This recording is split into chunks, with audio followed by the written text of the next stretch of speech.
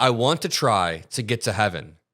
Those are the words of a clearly guilty man, but I'm not just making them up. The President of the United States has been randomly and repeatedly blurting that phrase out in odd moments.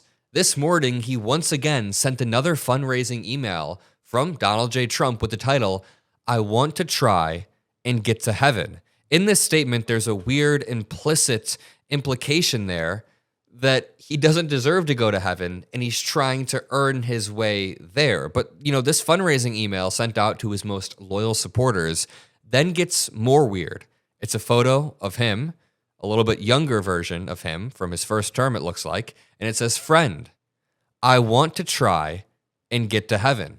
Listen, I want to try and return to a country where we have a stable, steady-handed leader who's not placing tariffs on every country like a maniac and who's not constantly appealing to a weird, newly found spirituality that should scare everybody.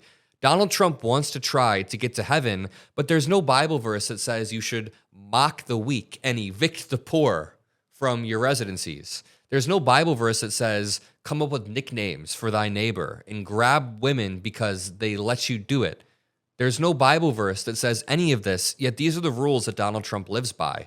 He has no moral code. His moral foundation that does exist is just bully the weak and evict the poor once again.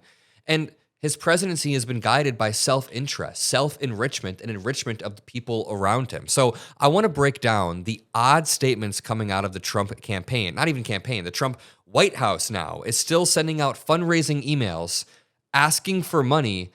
And I can't help but think of the chronic venous insufficiency that Donald Trump was recently diagnosed with. That's rather common. That in and of itself isn't crazy. There's also these purple marks that keep appearing on his hand and arm.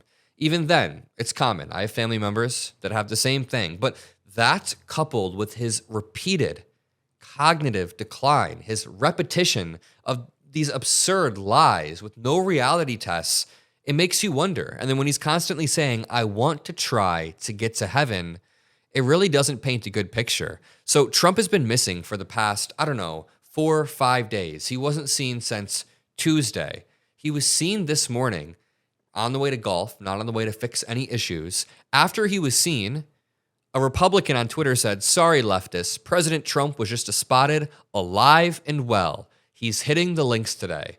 Okay, him golfing while the world is on fire is not a flex. But our lead policy advisor says, you call this well, bro?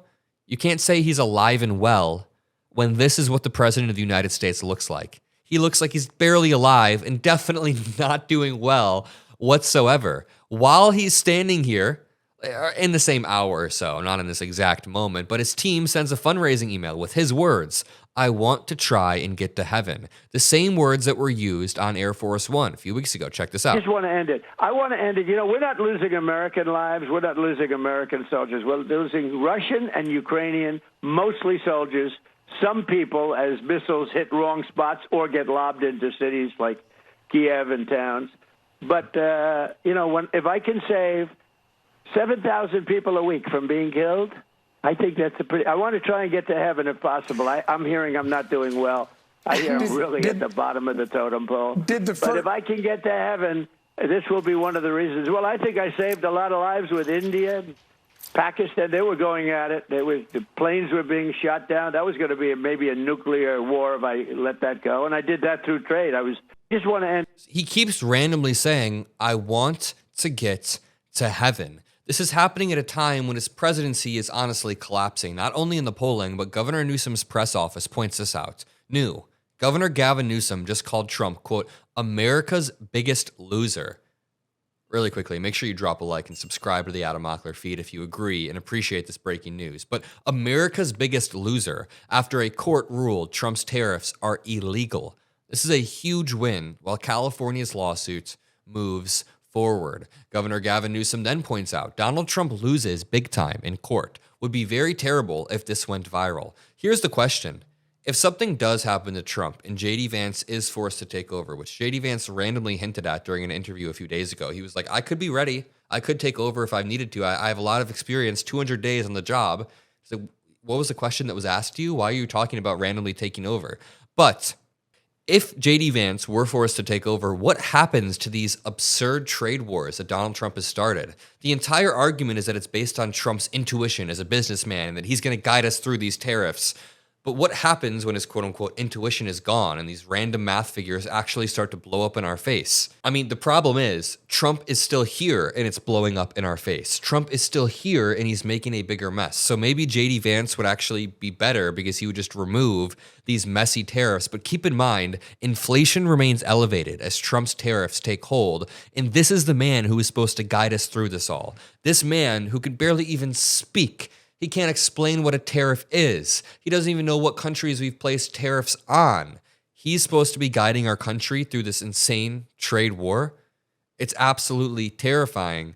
And at the same time, let me just point out, the reason why he keeps repeating he wants to get to heaven is because there seems to be some innate urge, that an instinct in him saying that he's not going to get to heaven, that he hasn't earned it yet. This could be related to a few things. He keeps talking about it in the context of Russia and Ukraine. He says basically, I just want to do one thing to get to heaven. Like, I want to do this so I can get to heaven, which is basically him admitting a few things. Number one, you haven't actually ended 7 wars in 7 months, as you claim, because that should be sufficient to get anybody into heaven, but you know you haven't done that. Number two, you know that you've done worse things. Like maybe your friendship with Jeffrey Epstein in the early 90s to early 2000s and even beyond, during Jeffrey Epstein's peak sex trafficking era. Donald Trump was holding behind-the-scenes parties with him. So I don't know what he's feeling so guilty about, but we can take educated guesses. At the same time, even when it comes to the war between Russia and Ukraine, I'm trying to cover a lot here, so we're getting a full vision. I'm not getting distracted from the Epstein list. We're going to talk about that. I don't want to get distracted from the Russia-Ukraine war. There's a lot going on. But even while this is happening, Donald Trump and his White House are blaming Europe for secretly undoing Ukraine war's end. So just to break this down, Ukraine and the Europeans have agreed to every single framework Trump has proposed since he took office. It started off with this mineral deal.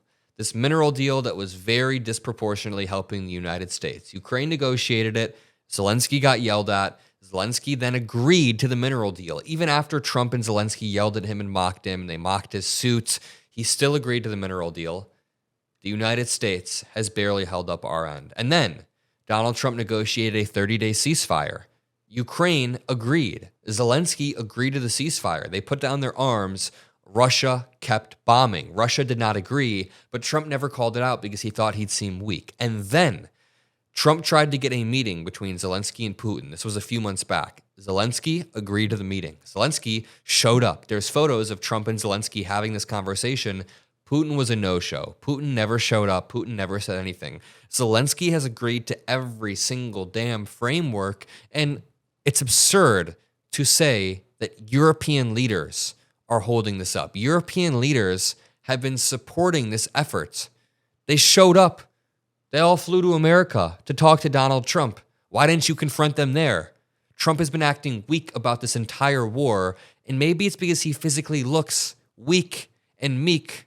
Where's the photo I'm looking for? This is the man who's supposed to be negotiating with Vladimir Putin.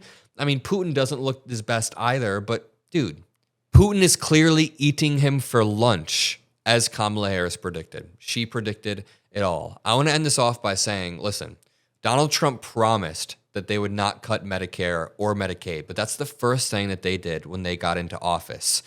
I have relatives who turn 65 and they get bombarded with scam Medicare calls and shady flyers. It's hard to know who to trust. So if you're on Medicare or you're about to turn 65, I recommend Chapter. I got this comment on the last video. Thanks for recommending Chapter. I'll be turning 65 next year, so I called them and found out that I don't have to sign up for Medicare until my husband retires because he has health insurance through his job. It was a relief to learn that. Genuinely, the call is free, the advice is unbiased, and they help the average person out a lot. So if you're confused, then just call the number on the screen, 706-312-8635.